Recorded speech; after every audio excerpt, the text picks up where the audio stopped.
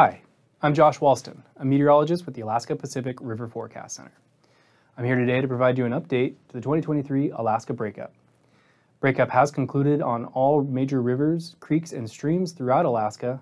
However, there is still a concern for snowmelt flooding throughout the state, so be flood ready.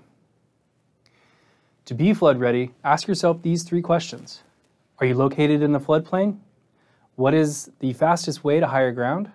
And what roads nearby are most likely to flood? It's also a good idea to have an emergency preparedness kit. Within that kit, it's good to have medications that you or your family may need, survival gear, as well as non-perishable food items. It's also a good idea to communicate any of these plans with your family or friends. Taking a look at the current state of conditions for our Alaska rivers, we can see that breakup has completed and our rivers south of the Brooks Range are open and ice-free. North of the Brooks Range, we still are seeing some ice conditions. However, satellite and observations are limited at this time. Conditions are changing rapidly, so please keep up to date with all of our watches, warnings, and advisories, as well as any of our information for the rivers north of the Brooks Range at weather.gov/APRFC. Taking a look at breakup dates on the Kuskokwim River, as expected, breakup was dynamic this year, and it was 9 to 11 days later compared to historical averages.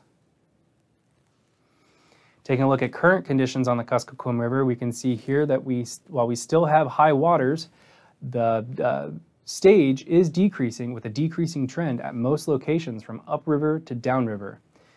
Looking at McGrath, we could see that nice downward trend, as well as Crooked Creek, a nice downward trend in the stage, and we're forecasting these two locations to continue that downward trend through the weekend. Looking at Bethel, moving downstream, we can still see that we have some high water in place in the Bethel region. However, we are seeing that downward trend. Note the crests are due to any tidal influences in that area, but it's important to note that there's still a downward trend in the stage. Moving to the Yukon River, we can see here, once again, we were expecting a dynamic breakup, and we were expecting breakup to be later than average, which it was, about 4 to 8 days later compared to historical average. However, there is still concern for some high water due to what was an ice jam in place that is now flushed out on the lower Yukon. So any backwater that was in place associated with that ice jam is starting to recede on the lower Yukon from Anvik all the way down to Aluknuk. However, we are still seeing some high water as well as some out-of-bank flow seen here on the satellite imagery in the red pixels from about Anvik all the way down to Pilot Station. This is primarily due to those ice jams that were in place, as well as the combination of snowmelt runoff that has enhanced or increased the stage in these locations, and as well as throughout the Yukon River. Also, a thing to note is the Innoko River in the Shagaluk area, which is just east of the Anvik area. We can still see those red pixels there, which is indicating that there is still some out-of-bank and overland flow in that area. So please stay vigilant as we still have some high water concerns in those areas. Taking a look at our hydrograph, as mentioned, we still have high water, upriver near Stevens Village, but we are seeing a downward trend, and we're expecting that downward trend to continue through the weekend.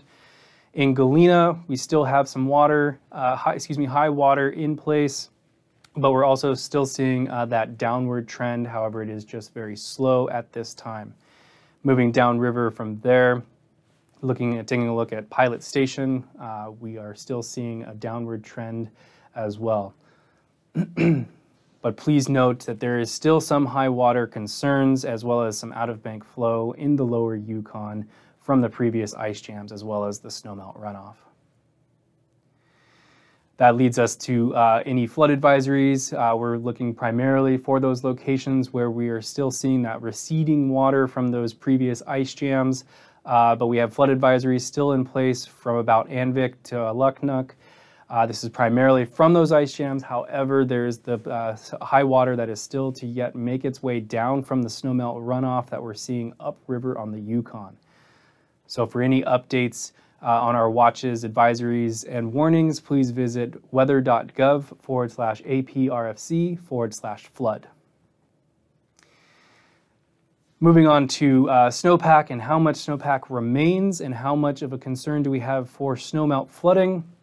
Taking a look at a snapshot from a week ago as of May 25th on the left and June 2nd on the right, we can see we still have significant snow coverage in some places and not a lot has changed over the last week. However, one takeaway is that most of the low elevation as well as the lower elevation locations in the interior as well as the southwest have depleted or have significant snow loss.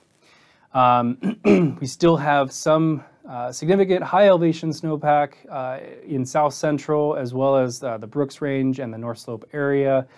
So we still have some concern for some snowmelt runoff and or minor flooding due to the the enhanced snowmelt runoff here in the coming weeks.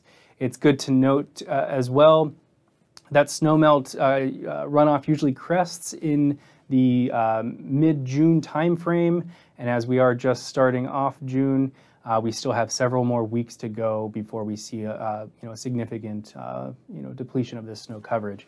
So once again, be mindful of how much snow is there that there is still to lose, and how much water will rise due to the increase of snowmelt runoff.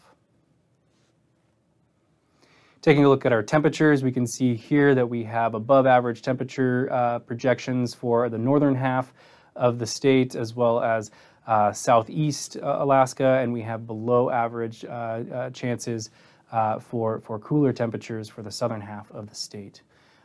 Focusing on the warmer temperatures in the northern half where all of that snow is still in place, this will enhance the melt rate as well as enhance the runoff that goes into our rivers, is primarily the Yukon as well. So we'll continue to see high waters for the next several weeks due to that warmer temperatures as well as enhanced snowmelt. Looking at our 48-hour flood potential, we can see here we are still expecting high water or significant rises on area rivers in the interior, primarily on the upper Yukon through the mid Yukon, as well as the lower Yukon, and the Porcupine River as well. We do have some minor river flooding potential for the lower Yukon, as we discussed earlier, for Anvik all the way down to Aluknuk, where we're still seeing that high water from those ice jams that were in place that have now flushed out, as well as the enhancement of snowmelt that is yet to make it downriver. There's also our Chena and Tanana basins, where we have been seeing some recent heavy rainfall in the area and has led to significant rises on area streams. Once again, that's the Chena and the Tanana basins. Taking a quicker look, deeper look at those two locations, we can see here that the Chena River just below the Moose Creek Dam saw some significant rises just below minor stage as since crested, and we're expecting that that stage to go down throughout the weekend. Looking at the Salcha River for the Tanana Basin there, we can see that the heavy precipitation increased the stage on the Salcha just into action stage, but we saw a crest there late yesterday, and we're starting to see that trend, downward trend going into the weekend. However, with some snowmelt as well as some potential for precipitation through the weekend, we are expecting maybe another little rise throughout the weekend on the Salcha River. So keep that in mind, and for the most up-to-date information, please visit weather.gov/APRFC/flood.